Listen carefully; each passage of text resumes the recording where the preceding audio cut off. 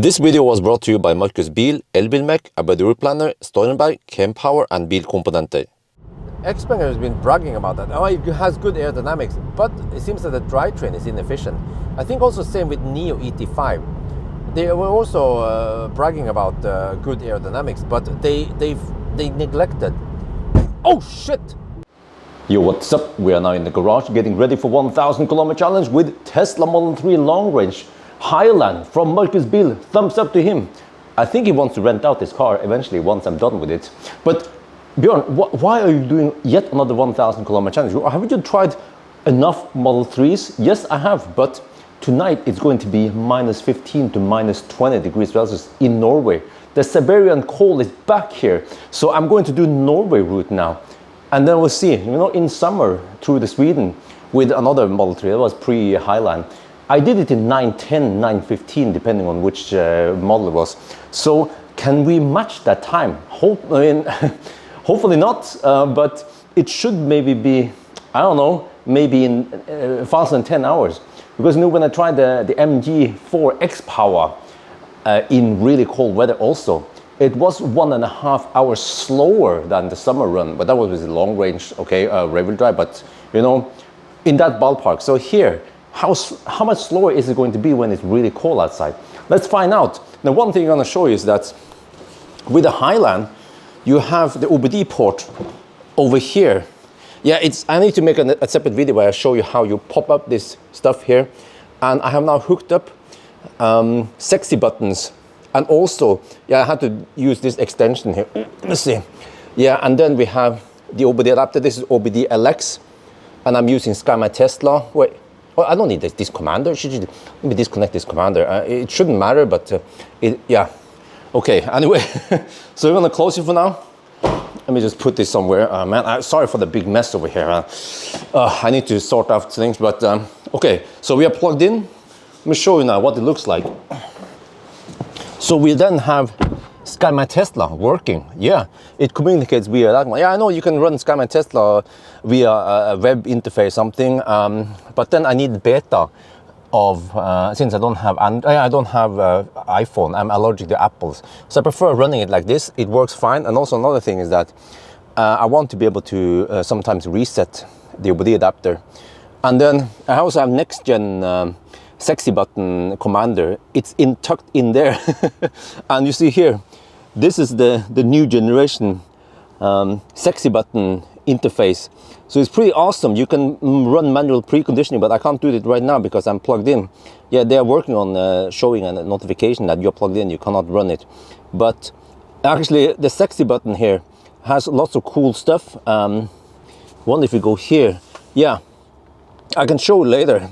It will actually disable or he will make the car less annoying. Like, it will disable the auto high beam, super cringy stuff. And also we have something called continuous autopilot, some cool stuff. So that's going to be awesome. Plus I need to show you something else we're going to check this time since we are doing this run. I now have LED bar. It's mounted on the license plate holder. How good is it? It doesn't cost that much, including the ALC and installation. It is roughly 6,000 NOK. So it's like less than half of the price of the Linear Laser Elite. How good is it? We'll find out. So let's do all the preparation and then off we go. And before I start, I can show you that I have mounted one sexy button here and another sexy button here. And they actually, now they are so advanced now that you can assign one button for when you single click, and then one function for single click, one function for double click, and then double click I have assigned it to be turn on the ambient light. Turn on cabin light. Very convenient. And you also have a third function, which is a press and hold. So in a way, when you have 4 buttons, you can assign them to 12 different functions. Yeah, so it's super convenient, man. I highly recommend these sexy buttons. Yeah, and I also have a discount code for them. But okay, anyway, let's start in a couple of minutes then. We just passed Oslo, and over here it's minus 18 degrees Celsius. Proper challenge, man. Oh yeah. And the consumption is 226. Yeah, the windows were fogging because I have so humid garage. It happens with every car out there, and it seems the car tends to use a bit of extra energy trying to defog the windows until things start stabilizing. So yeah, I need to fix the condensation. I mean the humidity in the garage eventually. So this, of course, is a slight disadvantage for every car I test nowadays. But yeah, okay, I'm gonna show you something. So, you know, I mentioned the sexy buttons. Okay, I'm not gonna show this side because this side I have is designed single click for high beam, but at least, you know, the problem, let me turn on the light here. The problem is that this button here misregisters my clicks. This is the button for activating autopilot. So when you click it once, I've configured to go for once means adaptive cruise control, twice means autopilot. You can change it so that one click means autopilot, but then the other way around would be adaptive cruise. I don't know. I prefer being able to go for either adaptive cruise control or autopilot with the one click, double click. But since it misregistered, it becomes super annoying, right? Let me show you here. If I did, okay, then I disengage it. Okay, let me re-engage it. Yeah, then now it registered it, but you see, now it didn't. You can even hear the clicks. It's super annoying. But I have assigned the sexy button here. You just click it once, and then autopilot. It's brilliant, man. And then also, sexy button has another feature. When you change lane, it has that continuous autopilot. You change lane, and then, oh shit, the blinker. Okay, but every time you change lane, okay, back on this lane, and then it re-enables autopilot. This is brilliant, man. Sexy buttons with the feature. It's not only the buttons, it's beyond the buttons. Can do all this cool stuff, make the car better. Oh man, it's awesome. How cool is it? I still -18. Oh shit. Oh shit. We're in Nordbytunnel right now, and we have quite slow traffic now. It's yeah, reduced to 50 kilometers per hour. Normally it's 90 over here. So yeah, I just counted when this happened, and I will correct for it. This is the first deduction then. Okay, we are now at Vestby, and I'm going to turn around here because I saw on the sign, it says that E6 is going to be closed after Vestby. So that's a long ass detour. I don't want to deal with that, man. Don't want too many deductions. So we just turn around here, no big deal. We just drive a little bit back and forth in the north of Gardermoen, which is usually quite cold anyway. The colder the better, right? The better the challenges. So we turn around here, no big deal. We are now going through cleavage, yeah, at night, deep into the cleavage. But yeah, I have decided to skip Oslo and Drammen also because there is also road closures here. I don't want to deal with all these road closures because, okay, I can always deduct for it, but there will always be some errors there. So that's why I decided to go just the north loop. So it's going to be slightly boring, but it is cold. Here it's -22 degrees. I suspect it's going to be even colder. So the colder, the better, right? Yeah, just go over here. Oh, okay, so we will now hopefully go to Roadside and charge there. The car estimates we will arrive at 10%. Okay, all good. Well, we're now on the Mjøsen stretch, and over here it's dark. Let's test the LED bar. Boom! Oh! Okay, there's a 0.3 second delay because I overloaded more function on the sexy button. I'm using sexy button actually. So the spread is not the greatest, but compared to a classic Ioniq candle light, then this is way, way better still. So yeah, the way it works in Tesla, that it has this ALC, it's a Norwegian product.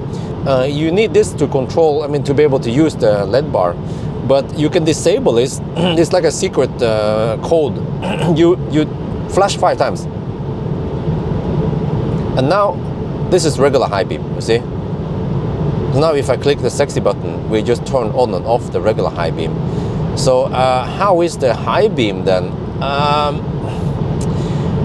It's not that great. Someone in the comment section commented about this in the headlight video, that the pre Highland used lens, but then the Highland went back to using reflector, which was also before the good lights with headlight lights. So supposedly, yeah, lens is good, reflector not so good. So yeah, but okay, if you have the option to use this or to, okay, 1, 2, 3, 4, 5 there, okay, or you can lose LED bar, boom, then okay, LED bar is still better. And if I had a classic Ioniq, maybe I would consider a poor man's LED bar and get this instead of Laser Elite. Yeah, because I don't want to pay 10% price of the Ioniq just to get an awesome LED bar. We are passing by Hamar now, and over here it's minus 25 degrees. Oh, wait, it's not as cold as the MG4 run, but maybe it gets colder tonight. Yeah, okay, it's still early and the night now.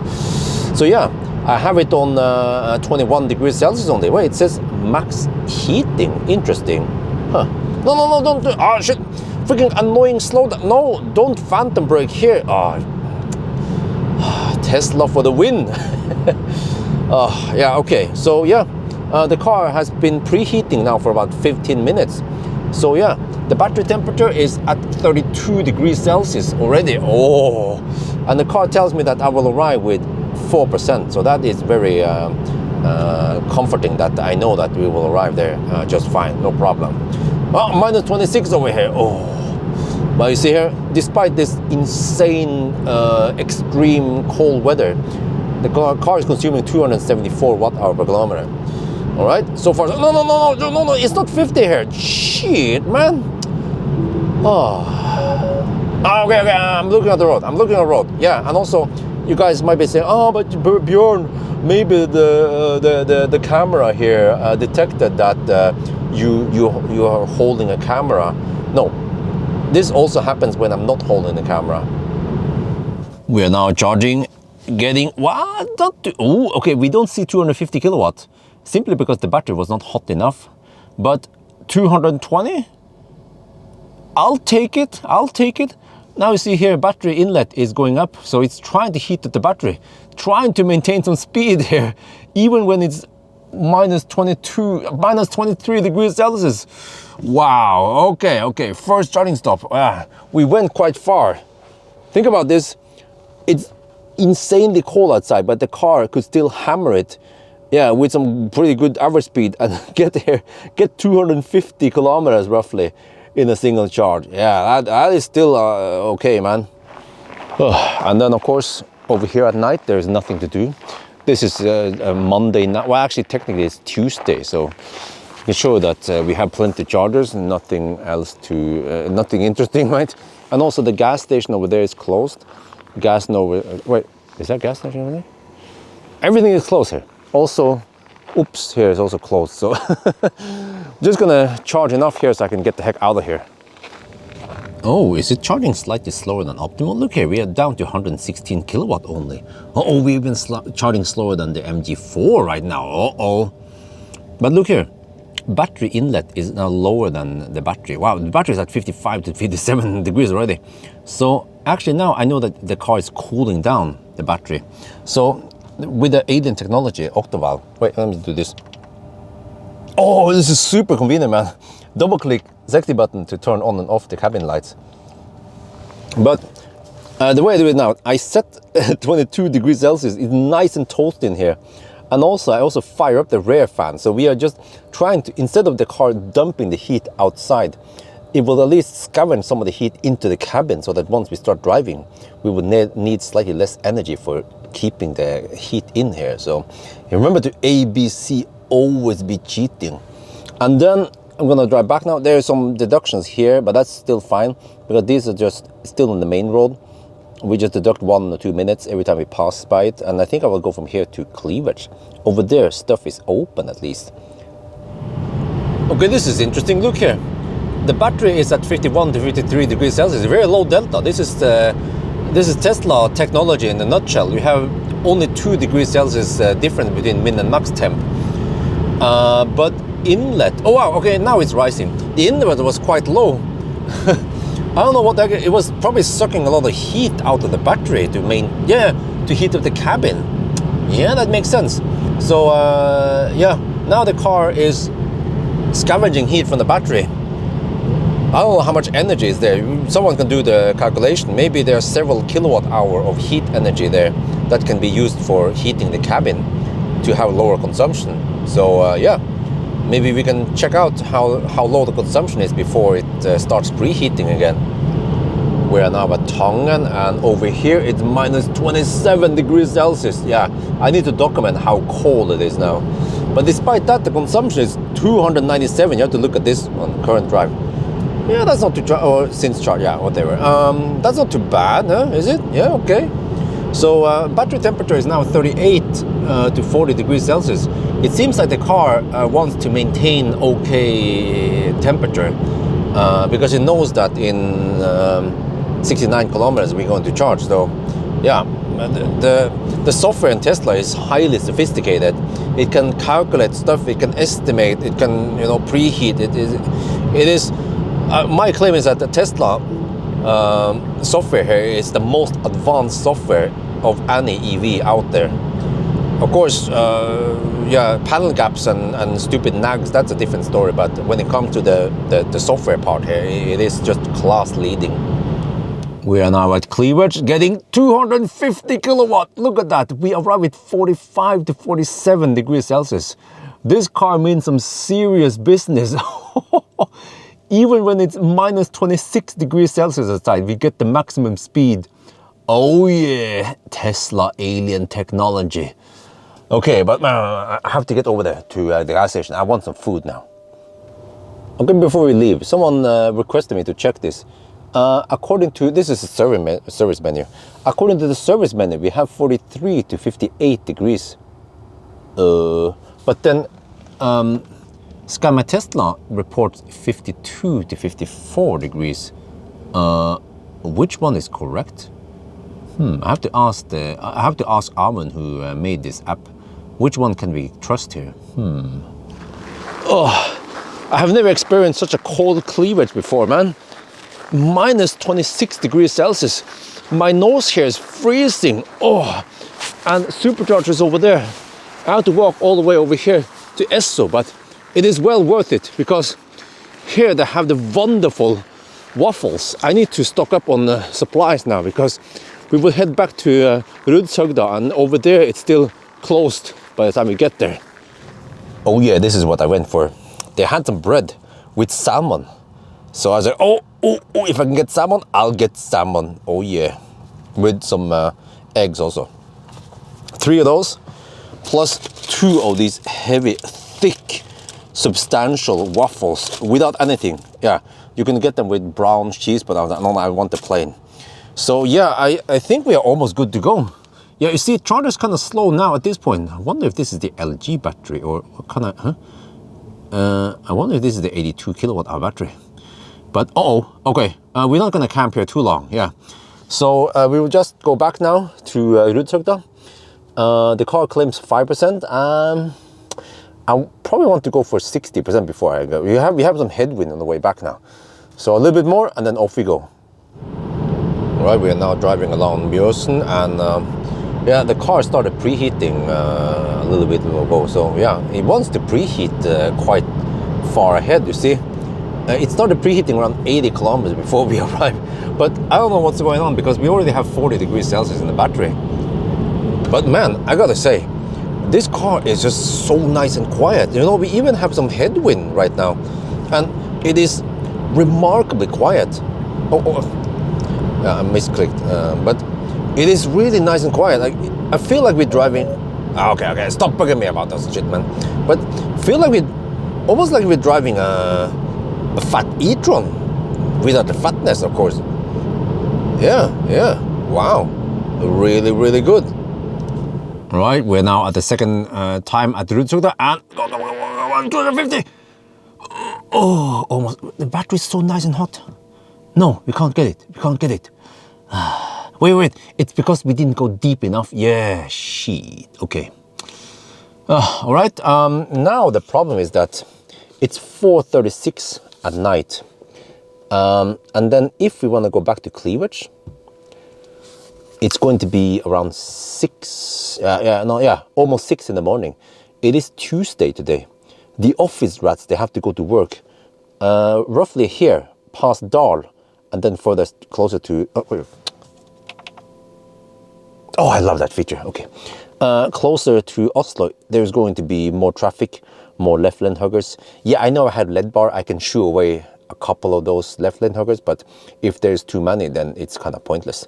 Which means that I might want to go here and then maybe turn around and then... Yeah, I'll figure out something. Yeah.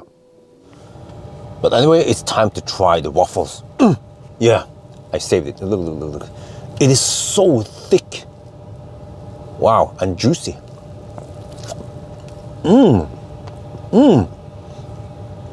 This is good, man. I don't know what they put in here, but it tastes great. So, if you ever come to Norway, Oslo area, and you want some different waffles, try the cleavage waffles. Man, they are, oh. Well, we're back on the road, and yes, it is still cold. It's minus 24 degrees. Oh, this is kind of silly. The text on the map is then in the way. Yeah, it makes it hard to see what the temperature is. That's a bit... No, and then the freaking car wants to go 60 over here. No, don't do that. Shit. Okay, but another thing I noticed with this car is that because it's quieter, then you can actually enjoy the music. Yeah, previously the noise from the car would just overwhelm the music, but now it's so nice. Yeah, until you change lane and then this shit happens. Okay, that's annoying, man. Oh, this is interesting. If we look at the... Okay, this is a bit cryptic maybe. 11.6% consumed. What does that mean? It means 11.6 percent point of the battery. Yeah. And then you see here that the climate consume 0.3% of that 11 point. Yeah. So if you take those numbers, you'll find out, well, you can roughly calculate how many percent the climate is using, right? And then you look at the consumption now since last charge, and I worked out that climate control pulls around 1.1 kilowatt. That is remarkably low, considering that it's minus 24 degrees. I've seen other cars pull at least 2 kilowatt, maybe even 3 kilowatt at these temperatures. So, man, Tesla, because it has heat scavenging, yeah, you can see it here. It's sucking heat from the battery. That's the reason why it is super efficient when it comes to heating. Minus 27 degrees around Tongen here. Okay, that is proper cold, man. Thank you, Siberia. Another thing is that you see in the Tesla, I will run the HVAC at only 24 degrees Celsius, but medium this time. Normally low would be enough, low fan speed. But this is plenty of heat. It's nice and warm in the cabin. In the MG4, I had to normally run it at 25 degrees, and then when it was really cold, I had to crank it up to 28 degrees Celsius. And the fan was going way higher in the MG without producing that much heat. So it seems like Tesla is doing a way better job of keeping the comfort level up without too much fan noise and without spending too much energy. Efficient. I think also same with Neo ET5. They were also bragging about good aerodynamics, but they neglected. Oh shit! The heck, man, that came so fast. Oh shit! I hope that the battery is fine.